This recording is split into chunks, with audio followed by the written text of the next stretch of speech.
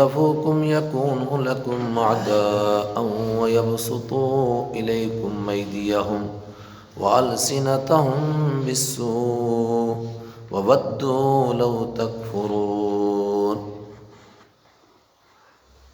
سورت کا پس منظر آپ نے سنا کہ پہلی 2 صورتوں میں بتایا گیا یہود کے ساتھ دوستی نہ لگاؤ، عیسائیوں کے ساتھ دوستی نہ لگاؤ، مشرکوں کے ساتھ دوستی نہ لگاؤ۔ اس صورت میں اس کا عملی نمونہ پیش کیا کہ ان کے ساتھ دوستی کا کیا مطلب ہے، ان کی ہمدردی کا دم بھرنا، مسلمانوں کے رازوں سے ان کو واقف کرنا، اور سب سے بڑی بات کہ ان کے طریقے کو اپنانا۔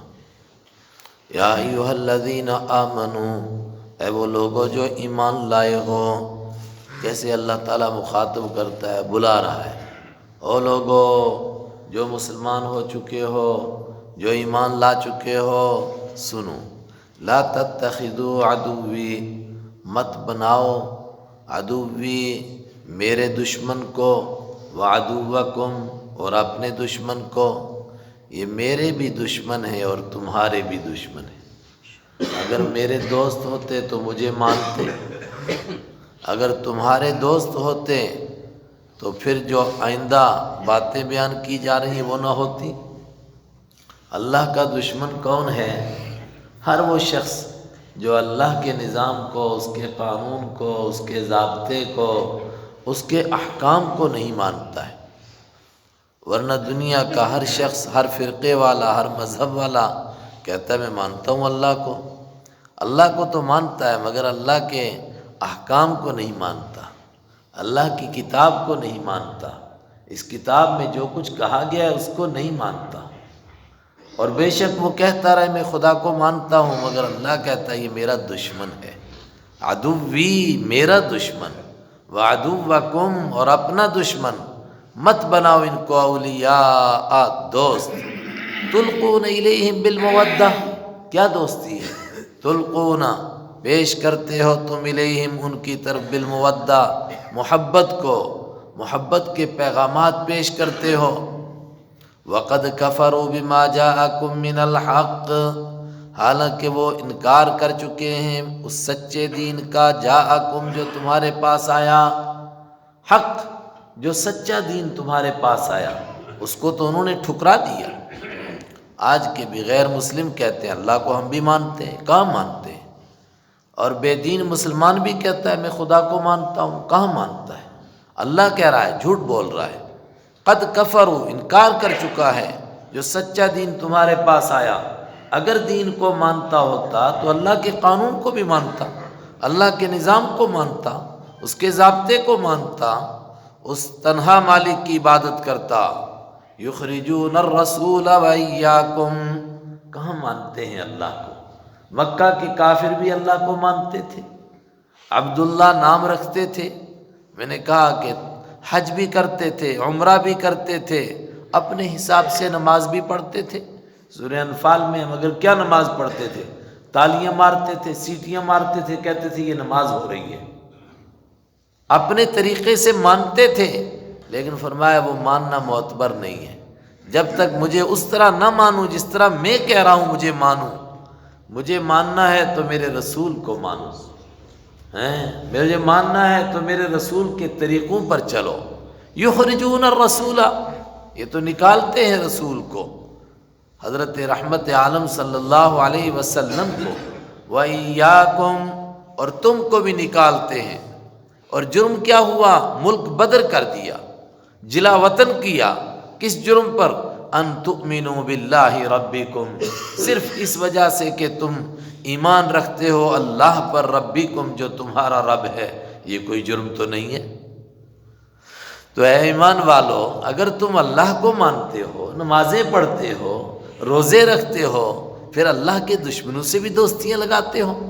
ان کنتم خرجتم جہادا فی سبیلی، اگر تم نکلتے ہو جہاد کرنے کے لیے، فی سبیلی میرے راستے میں۔ اور جن صحابی سے یہ غلطی ہوئی تھی وہ کتنی جنگوں میں شریک ہو چکے، غزوہ بدر میں شریک تھے، غزوہ احد میں شریک تھے، غزوہ بنو مستلق میں شریک تھے، غزوہ خندق میں شریک تھے۔ ان کنتم خرجتم جہادا، اگر تم نکلتے ہو جہاد کرنے کے لیے فی سبیلی، میرے راستے میں، وابتغاء مرضاتی، اور میری رضامندی تلاش کرنے کے لیے، پھر تمہیں کیا ہو گیا؟ تسرون الیہم بالمودہ، تسرون، تم چپکے چپکے بھیجتے ہو ان کی طرف، بالمودہ، محبت کے پیغامات۔ حالانکہ میں آپ کو وہ خط سنا چکا ہوں، اس میں ان کی ہمدردی کی کوئی اس طرح کی بات نہیں ہے کہ مجھے کفر پسند ہے، میں مسلمانوں سے ناراض ہوں، میں دین اسلام سے ناراض ہوں، بالکل ایسی بات نہیں ہے، بلکہ ان کو دعوت دے رہے ہیں کہ اللہ کے رسول وہ لشکر لے کر آ رہے ہیں جو رات کی تاریکی سے زیادہ ہے، جو سمندر کی موجوں سے زیادہ مضبوط ہے، عقل سے کام لو، اب تم اس کا مقابلہ نہیں کر سکتے۔ اس میں یہ الفاظ بھی تھے، اللہ کے رسول اتنا بڑا لشکر لے کر آ رہے ہیں، اور اگر وہ اکیلے بھی آتے تب بھی تم ان کا مقابلہ نہ کر سکتے، مگر اس کو بھی اللہ نے کہا تم نے مخبری کی، تم نے ان کو پیغامات بھیجے۔ وَأَنَا أَعْلَمُ بِمَا أَخْفَيْتُمْ وَمَا أَعْلَنْتُمْ، سب سے بڑی بات، آدمی جب یہ سمجھ لے کہ اللہ مجھے دیکھ رہا ہے۔ گناہ کی ابتدا یہاں سے ہوتی ہے کہ اس کے ذہن سے یہ بات نکل جاتی ہے کہ اللہ مجھے دیکھ رہا ہے۔ ہائے ہائے، ورنہ اگر یہ تصور ہو کہ اللہ دیکھ رہا ہے تو کسی مزدور کے سامنے آدمی گناہ نہیں کرتا ہے، کسی عام آدمی کے سامنے آدمی گناہ نہیں کرتا ہے، ڈرتا ہے، یہ دیکھ رہا ہے، لوگ دیکھ رہے ہیں، یہاں پر لوگ کیا کہیں گے؟ اللہ دیکھ رہا ہے اور اللہ کے سامنے گناہ کر رہا ہے، نعوذ باللہ۔ اس کا مطلب کہ لوگوں سے بھی تیری نظر میں اللہ کی کوئی حیثیت ہی نہیں ہے، نہیں، یہ تصور ہی نہیں ہے کہ اللہ دیکھ رہا ہے۔ وَأَنَا أَعْلَمُ بِمَا أَخْفَيْتُمْ، اور میں خوب جانتا ہوں، بِمَا أَخْفَيْتُمْ، جو تم چھپاتے ہو، وَمَا أَعْلَنْتُمْ، اور جو تم ظاہر کرتے ہو، مجھ سے نہیں چھپ سکتا ہے۔ اب دیکھیے کتنی پوشیدہ طور پر خط لکھا گیا، کسی کو پتہ نہیں، مگر اللہ نے بتایا۔ ایک عورت کے پاس خط ہے اور آئندہ کی بات بتائی کہ جب تم روضۃ الخاخ نام کی جگہ پر پہنچو گے تو وہ بھی وہاں پہنچے گی اور تم اس سے خط لے کر کے آ جاؤ، اور بالکل ویسے ہی ملا۔ وَمَن يَفْعَلْهُ مِنْكُمْ، اور جو کوئی تم میں سے کرے گا ایسا، فَقَدْ ضَلَّ سَوَاءَ السَّبِيلِ، وہ یقیناً فَقَدْ ضَلَّ، یقیناً بھٹک گیا، سَوَاءَ السَّبِيلِ، سیدھے راستے سے، وہ ہدایت پر نہیں رہا، وہ گمراہ ہو گیا۔ جس نے یہ کام کیا، ان کو راز بتائے، ان کی ہمدردی کا دم بھرا، ان کے طریقوں کو اپنایا، ان کے طریقے اچھے سمجھے، فقط ضل سواء السبیل، وہ سیدھے راستے سے بھٹک گیا، وہ سیدھے راستے پر نہیں رہا۔ وہ بے وقوف ہے جو سمجھ رہا ہے کہ ابھی میں ہدایت پر ہوں، وہ گمراہ ہو چکا ہے۔ ان یثقفوکم یکونوا لکم اعداء، ایک زبردست بات جس کا میں اور آپ مشاہدہ کرتے ہیں، وہ کیا؟ اللہ کا دشمن کافر بھی مسلمان کی دوستی کا دم بھرتا ہے، جی نہیں نہیں، ہم تو آپ کے دوست ہیں، آپ کے پیچھے جان قربان کر دیں گے، لیکن کہا موقع آنے دو، جیسے موقع آتا ہے اس طرح ان کی نگاہیں کس طرح پلٹتی ہیں، کس طرح یہ بدل جاتے ہیں۔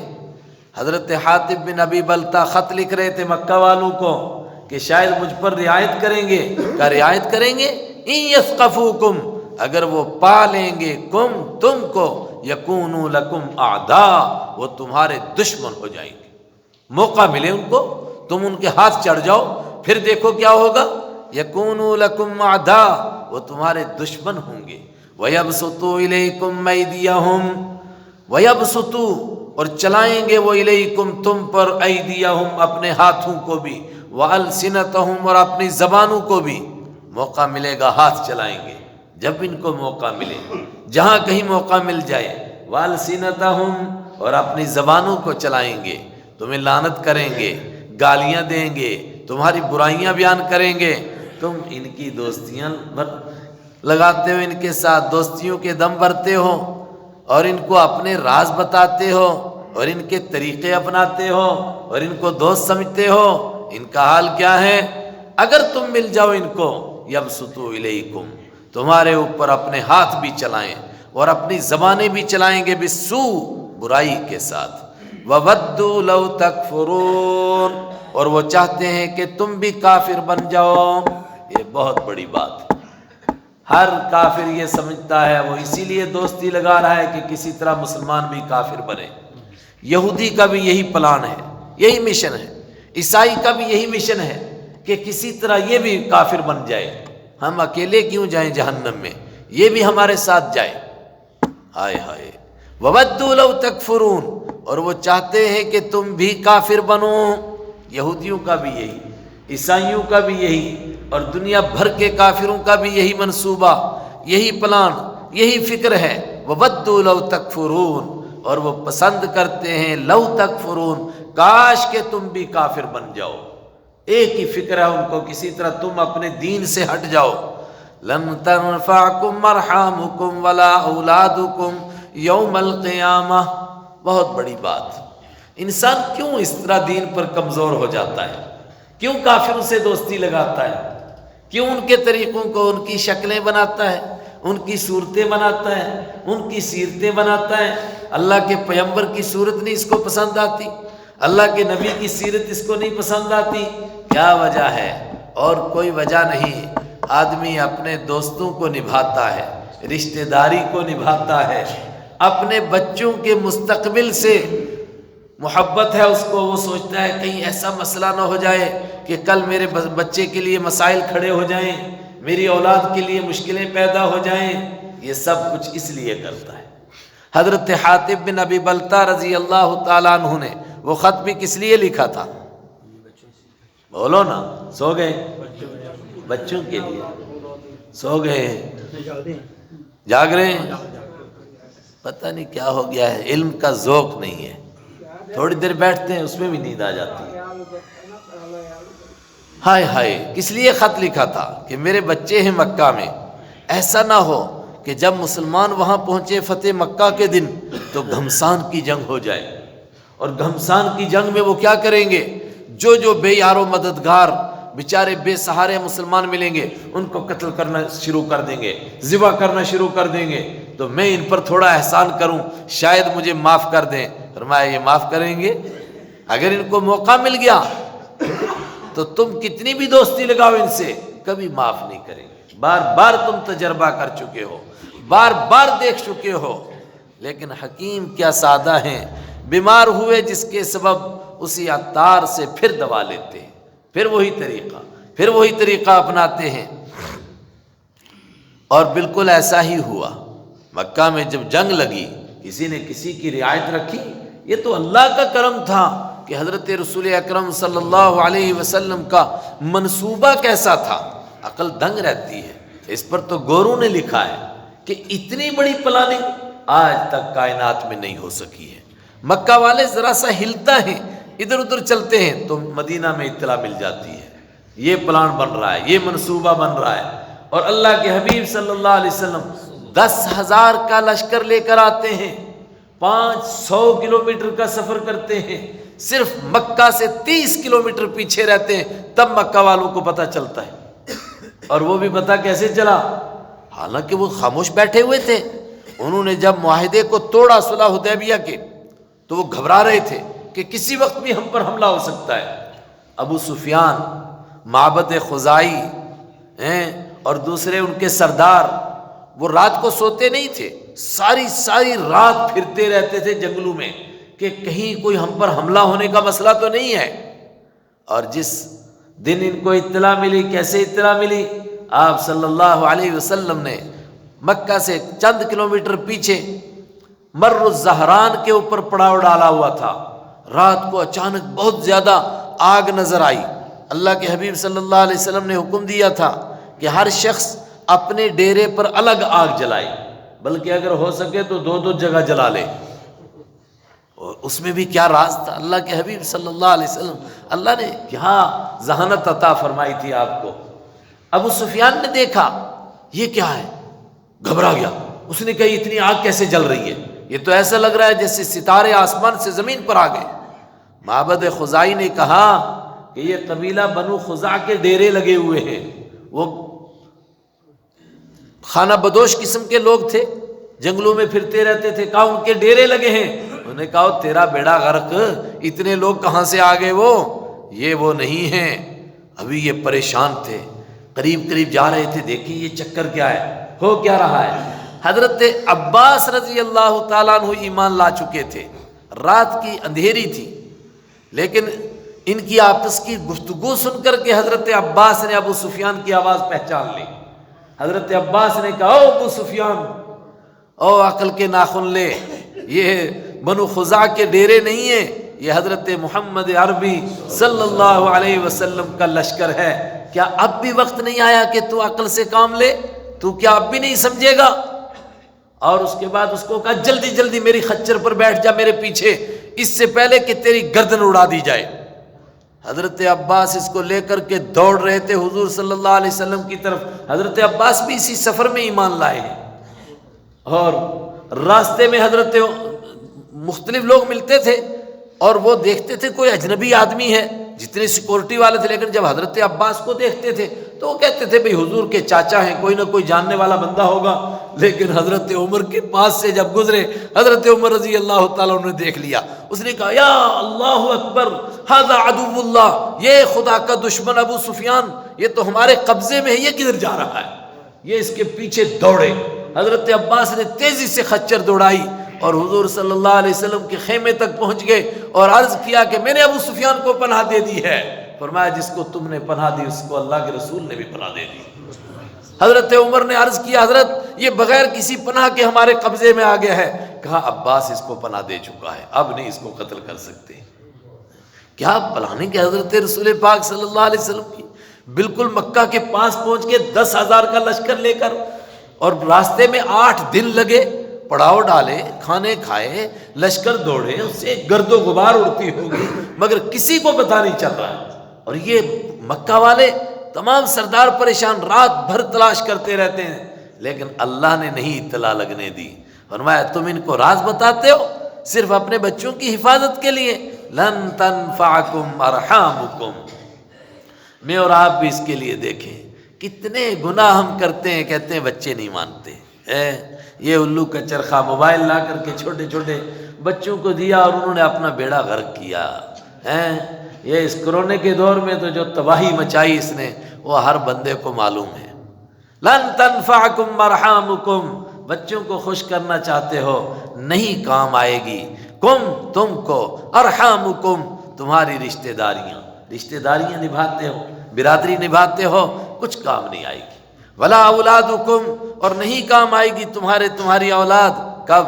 یوم القیامہ، قیامت کے دن، یفصل بینکم، اللہ فیصلہ کر دے گا تمہارے درمیان، تمہاری اولاد جہنم جا رہی ہوگی اور تم جنت کی طرف جا رہے ہوں گے، کیسے کام آئے گی تمہارے؟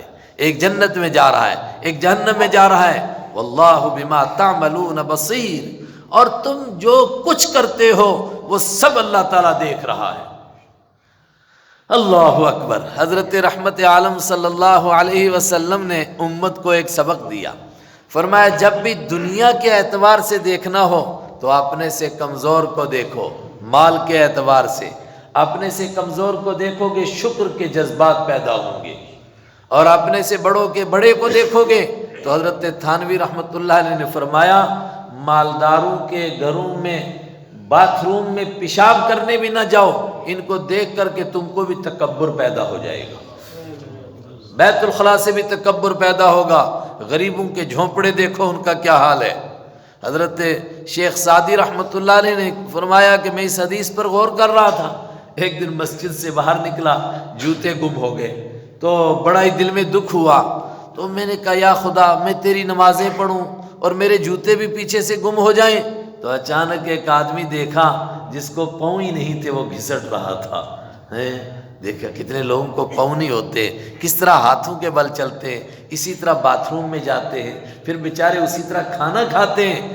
تو جب میں نے اس کو دیکھا کہ اس کو تو پاؤں ہی نہیں ہے، تو میں اللہ کے لیے سجدے میں گر گیا کہ اے اللہ تو نے مجھے پاؤں تو دیے ہیں۔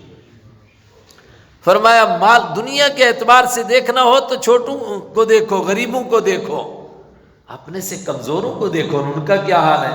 ہمیشہ دیکھتے ہیں فلاں کی اتنی بڑی کوٹھی، فلاں کا اتنا بڑا باتھ روم، آج تو صرف لوگوں کے پیسے باتھ روم پر لگ رہے ہیں۔ ایک بزرگ کہہ رہے تھے کھانے اور بس نکالنے پر، کھانے اور نکالنے پر، اور کھانا تو کھایا ہی نہیں جاتا ہے، صرف لوگوں کو دکھانے پر باتھ روم پر پیسے لگا رہے ہیں۔ کوئی کام ہے اس کا؟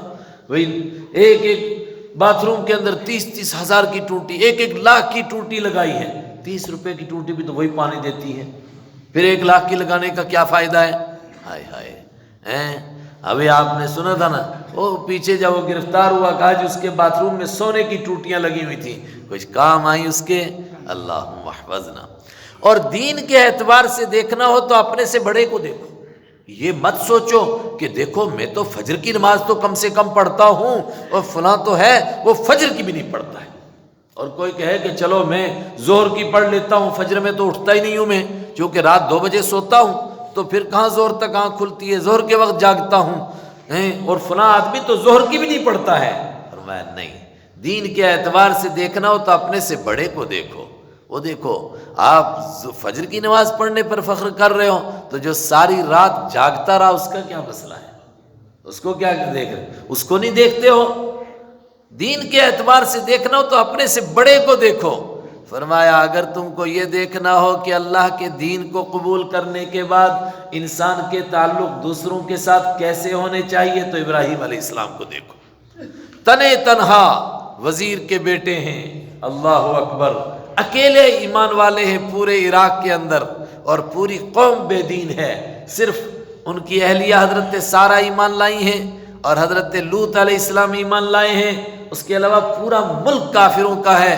لیکن ابراہیم علیہ السلام کیا ان کے کفر کے ساتھ سمجھوتا کرتے؟